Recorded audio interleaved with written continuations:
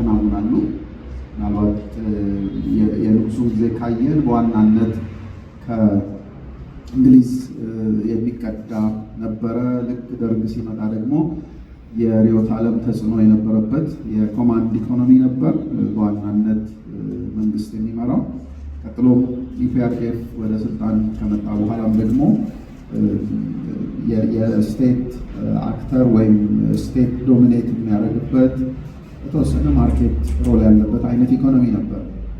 እንግዲህ በዛ ሂደት ውስጥ ከተመለከትን በተለይ ይሄ ጂቲፒ ዋንና ቱን እንትን መቁጠር እንችላለን። ነገር ግን በጂቲፒ ዋንና ቱ ያየናቸው የኢኮኖሚ እድገቶች በዋናነት ብድር ላይ መሰረት ያደረጉ፣ እነዛ ብድሮች ደግሞ ኢኮኖሚ ውስጥ ኢንጀክትድ በሚሆኑበት ሰዓት በተለይ በኢንፍራስትራክቸር እና ተያያዥ ስራዎች ላይ ያመጡት ኢምፓክት ያመጣው የኢኮኖሚ እድገት እንደሆነ እናንተ የምትታዘቡ ይመስለኛል። እንግዲህ ከዛ ጋር በተያያዘ በአጠቃላይ በተለይ የገንዘብና የፊስካል ፖሊሲዎችን ስናይ በጣም ልል የሆነ እንደነበረ ለመታዘብ ይቻላል። በተለይ ከብድር ጋር እንደ ልብ መንግስት ከፈለገው መንግስት ጋራ ወይም ባንኮች ጋራ ብድር የሚወስድበት የብድር ማዕቀብ ያልነበረበት፣ ከፍተኛ የሆነ የመንግስት የበጀት ጉድለት የታየበት፣ ያንን ጉድለት ደግሞ ለማሟላት በስፋት ብር ማተም እንደ ማስተንፈሻ እንደ ጊዜያዊ ማስተንፈሻ ጥቅም ላይ ሲውል የነበረበት ነው። እንደዚሁም ደግሞ የውጭ ምንዛሪ አስተዳደርም ደካማ የነበረበትና ሁላችሁም እንደምታስታውሱ በስፋት በከተማችን ውስጥ የጥቁር ገበያ በተለይ ዶላር ጥቁር ገበያ አንደርግራውንድ በከፍተኛ ደረጃ ሲሄድ የነበረበት፣ አልፎ ተርፎም የውጭ ምንዛሪ ፍሰት የቀነሰበት እና በስፋት ብላክ ማርኬት የገነነበት እንደሆነ ማሰብ ይቻላል። እንግዲህ ያ ይዞ ሄዶ መጨረሻ ላይ በተለይ ለውጡ መንግስት ወደ ስልጣን ከመጣ ጊዜ ጀምሮ ያለውን ነገር ካያችሁት ምንም አይነት ሪዘርቭ ባልነበረበት ሁኔታ ነበረ የለውጡ መንግስት ወደ ስልጣን የመጣው። አልፎ ተርፎ ከ3 ወር በላይ ሲቪል ሰርቫንቱን ሰፖርት ማድረግ፣ ኢኮኖሚ ሰፖርት ማድረግ የፎሬን ከረንሲ ሪዘርቭ የነበረበት እንደሆነ ይታወቃል። እንግዲህ ይሄንን ሪቨርስ ከማድረግ አንጻር የተከደበት ሂደት የተጠና የማክሮ ኢኮኖሚ ፖሊሲን አሁን ካለው ከሀገሪቱ ተጨባጭ ሁኔታ ከዓለም ተጨባጭ ሁኔታ ጋር ወደፊት ማምጣት ነው። ይሄም የመጀመሪያው የሆም ግሮውን ሪፎርም ኢኮኖሚክ ሪፎርም ዋን ተብሎ ወደ ስራ የገባው ነው። እንግዲህ አንፎርቹኔትሊ ኢኮኖሚክ ሪፎርም ዋን ጥሩ ጊዜ ላልነበረ ነው ስራ የገባው። እንደምታውቁት ኮቪድ ኢሹ ነበረ፣ ድርቅ ነበረ፣ በተደጋጋሚ የታየ የፖለቲካ አለመረጋጋት ነበረ፣ በሰሜኑ የነበረው የሰላም መደፍረስ እንደዚሁ ነበረ። ኢንተርናሽናሊም ደግሞ እንደዚሁ የራሽያ ዩክሬንም ኮንፍሊክት የታየበትና ዓለም አቀፍ የንግድ ፍሰት ላይ ከፍተኛ ጫና ያሳደረበት ነው። ይሄ ሁሉ ሆኖ ግን በአንደኛው ኢኮኖሚክ ሪፎርም እስከ 7% እድገት ማስመዝገብ የተቻለበት ሁኔታ ነበር ማለት ነው። ስለዚህ ኢኮኖሚክ ሪፎርሙ የመጀመሪያው ተፈትኖ ውጤታማ የሆነበትን ማሰብ እንችላለን ማለት ነው። ወደ ሁለተኛው ኢኮኖሚክ ሪፎርም በምንመጣበት ጊዜ ሆም ግሮውን ኢኮኖሚክ ሪፎርም በምንመጣበት ጊዜ ብዙ ጊዜ የማክሮ ኢኮኖሚክ ሪፎርሙ ነው ጎልቶ የሚወጣው።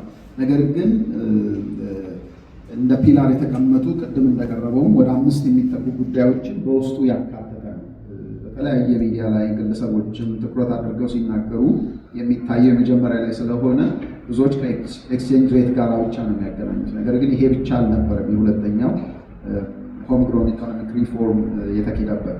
ስለዚህ በጣም ቦልድ የሆነው እውነት ነው የፎሬክስ ላይ የታየው ፍሎት የማድረጉ ስራ ነው። ከዛ ጋር ተያይዞ ሁለተኛው ፈጠራና ንግድን የሚያበረታታ ነው።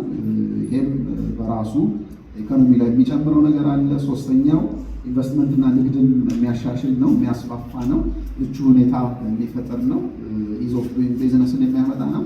ምርታማነትን እንደዚሁ የመጨመር አቅምን የመገንባት ስራ ነው። ስለዚህ ምርትና ምርታማነትን የማሳደግ ስራን ይመለከታል። ሌላው ደግሞ ጥራት ያለው ሰርቪስ አገልግሎት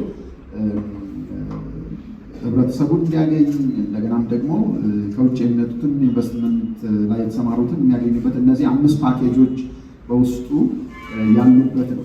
ስለዚህ ይሄንን ሪፎርም በምንመለከትበት ሰዓት ምናልባት የመጀመሪያው ብቻ ነጥለን እሱ ተግባራዊነት ላይ ብንረባረብ ምናልባት መጋቢ የሌለው ወንዝ ነው የሚሆነው። ዋና ወንዝ የማክሮ ኢኮኖሚክ መረጋጋት ነው።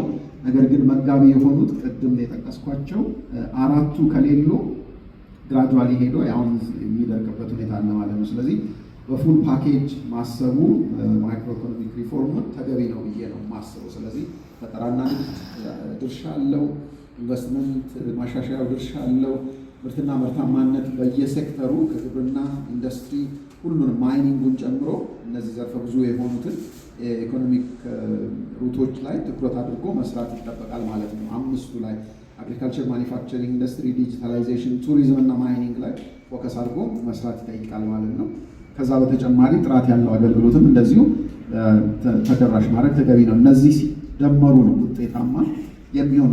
ውጤቶቹ ጋር ስንሄድ አሁንም በሁለተኛ ኢኮኖሚክ ሪፎርም እንደተመለከት ነው ባለፈው ዓመት በ2016 የዋጋ ግሽበትን መቀነስ ችለናል። እንደዚሁም ደግሞ 8.1 እድገት ማምጣት ችለናል። ስለዚህ እነዚህና ኢቨን ከግል ሐዋላ አንጻርም እንደዚሁ ወደ 11% መጨመር ታይቷል። ገቢ መሰብሰብ አቅማችን ጨምሯል።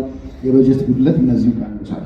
ስለዚህ ውጤቶቹ በፎሬን ዳይሬክት ኢንቨስትመንት ሊገለጹ ይችላሉ፣ በሬሚታንስ መጨመር ሊገለጹ ይችላሉ፣ ዳይቨርሲፋይድ ዘርፍ ዳይቨርሲፋይ አድርጎ ከመስራት አንጻር ሊገለጹ ይችላሉ። ምናልባት ኢሜጅ ውስጥ ያልነበረው ማይኒንግ አሁን ኦልሞስት ኦቨርቴክ እያደረገ ያለበት ሁኔታ ነው ያለው።